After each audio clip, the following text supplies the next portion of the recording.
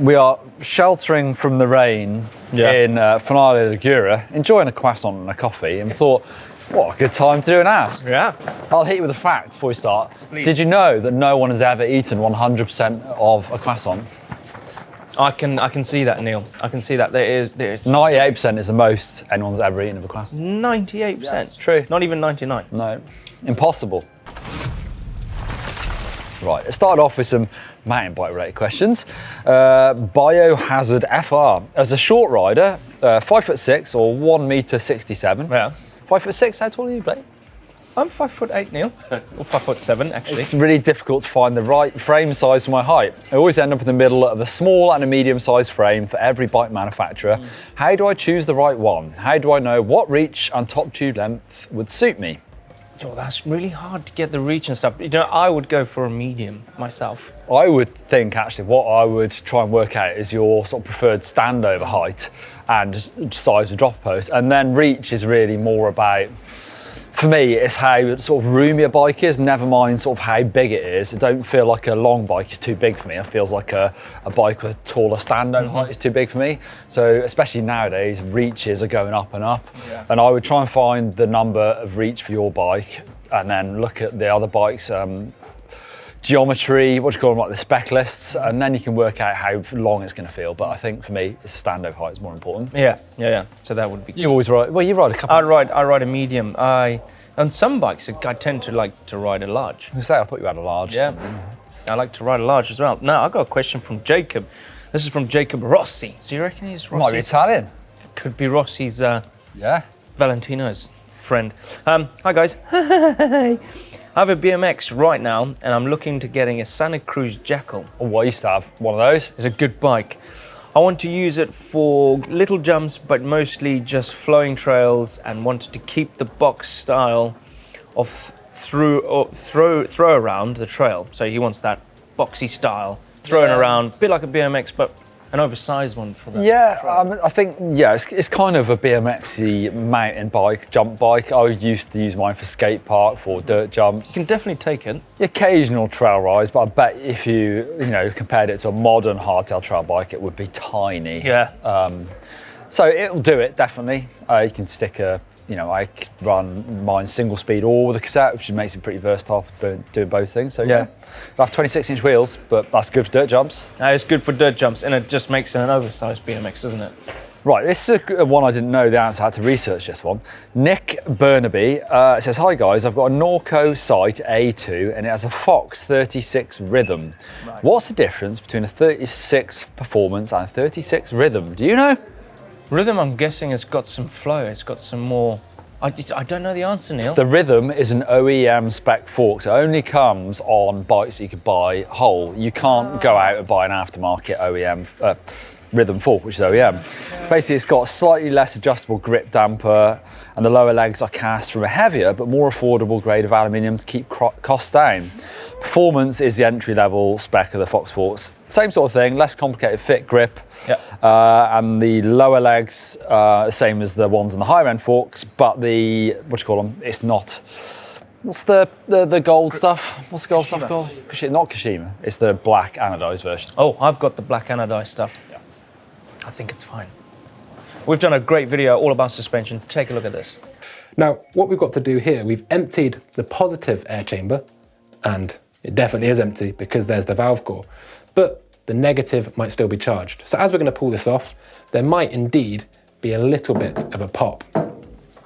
So please don't do it. It's like the old cartoon, the guy looking down the barrel of the gun, but maybe do it away from you. Pop. Right, this one's all about Gripshift, Neil. This one's coming in from Ethan. I was wondering if Gripshift is worth a shot. I have a thumb problem and I have a hard time shifting with normal shifters. If not, any suggestions? I would say, yeah. Go for it. I would try it. I had one on my Canyon Lux when it came new. One thing I found is that I like to hang my hands right on the end of the bars and have my lever set up like that. And then to actually shift, I had to slide across and do it. So that I swapped it. I swapped it for a rapid fire, whatever you call them now, a proper. I had a Gripshift on my Neuron. But Well, did you like it? No, because I like to hold my bars. I'm an aggressive rider, so and then every time I land or jump, because I do that, I just go, and I'm like, nah. Probably But if you've got a problem, Yeah, I think it's probably worth a go. I think it's worth a go for sure. And SRAM still make them, obviously. Yeah. Metal Munchkin 13. Why have you guys changed from the £100 gift voucher from Chain Reaction Cycles to a jersey? Have you had a falling out with Chain Reaction Cycles?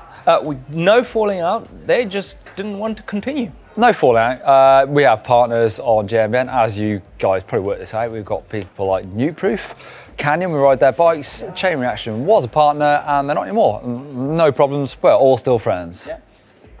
So now you just get a jersey. I'm sorry. We'll work on something else, maybe. Nick Gadsden, hi, I'm getting mixed messages about putting lubricant on fork/shock stanchions after washing my bike. Okay. What do you think and what lube, if any, would you recommend? Okay, can I... Have you ever lubed yours? Yes, silicone spray. Oh yeah. Just don't get it on your disc, ruin it. Do not get it on your disc, because you will. But I would say I do it rarely. You don't need to do this every time No, you wash your I bike. don't do it every time. Eventually your seals will dry out a bit and you will get a bit more friction in there, but it's a real simple thing to do. I'm sure Doddy's done a video on this, but I would do mine, you know, Occasionally. 4 or 5 times a year. Probably not enough, to be fair, but you don't need to do this every single time. No. We got one from Philippe. Hi, GMBN. Hi, Philippe. In a recent fails video, I see riders randomly going OTB, but I see no connection to any brake issues. What is it making these riders going over the bars? It just looks so random.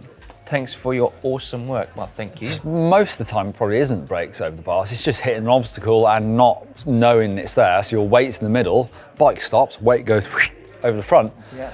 Or messing up drop-offs. We see that a lot in our fails and bails, and or jumps. People getting their weight in the wrong position, sometimes too far back on the bike, and you hit a jump, it'll kick you over the bars. So it's all about knowing where to put your weight at the right time.